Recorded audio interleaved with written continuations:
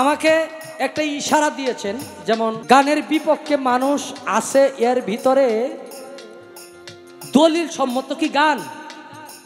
তাইলে আপনারা কি জানেন শুনে পাপ কামাই করতে আসছেন?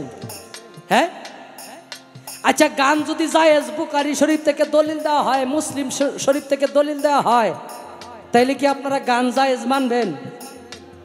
হ্যাঁ, আমাদের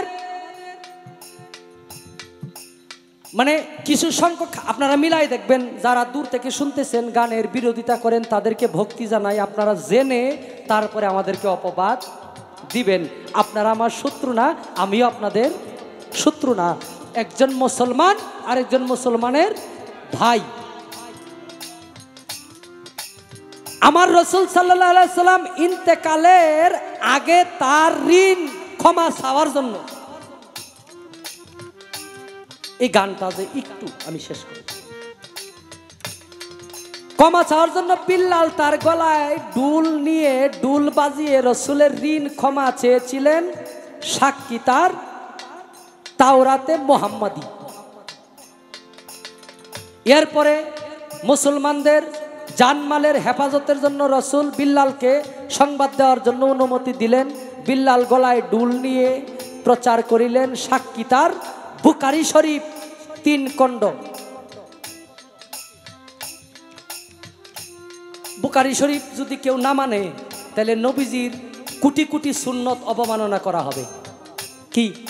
বুখারী শরীফ হইল একটা শক্তিশালী, এর চাইতে বড় শক্তিশালী কোরআনের পরে হাদিস দলিল পাওয়া যায় না। তার মধ্যে রাসূল সাল্লাল্লাহু আলাইহি সাল্লাম যখন মক্কা থেকে মদিনায় এসেছিলেন, হিজরত করে মদিনার মেয়েরা সেদিন দব বাজাইয়া রাসূলকে গান শুনিয়েছিলেন, সাক্ষী তার বুখারী শরীফ 5ম খণ্ড।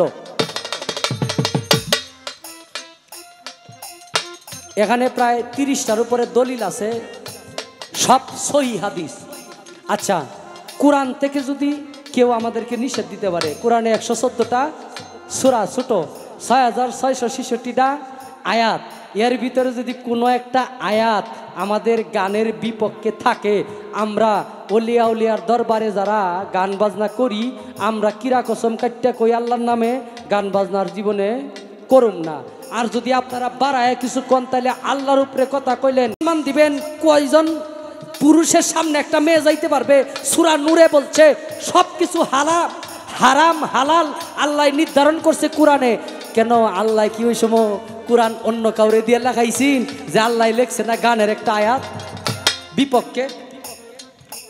হ্যাঁ, কয় বেদাত। বেদাত মানে খারাপ কিছু না ভাই, বেদাত হইল নতুন কিছু। মাইক দিয়ে আজান দে মসজিদ, ওইটা বেদাত। কারণ আগে বিল্লাল আজান দিত ওই যে ইয়াত উঁচু জায়গায় দাঁড়ায়া।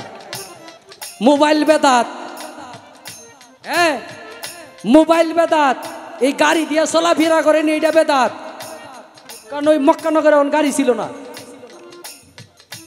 হ্যাঁ, তো বেদাত খারাপ কিছু না।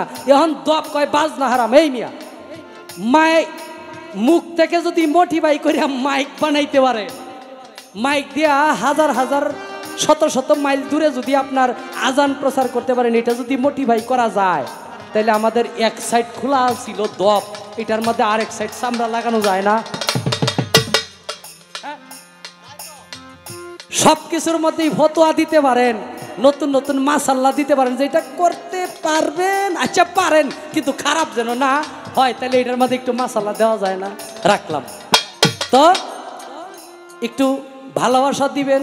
আমরা তো কোনো আলেমের বিপক্ষে না। কি কারো বিপক্ষে? আলেম আমাদের সম্পদ, কিন্তু ওলিয়া উলিয়াদেরকে যারা মানে, যারা ওলিয়া উলিয়াদেরকে বিশ্বাস করে। ধন্যবাদ।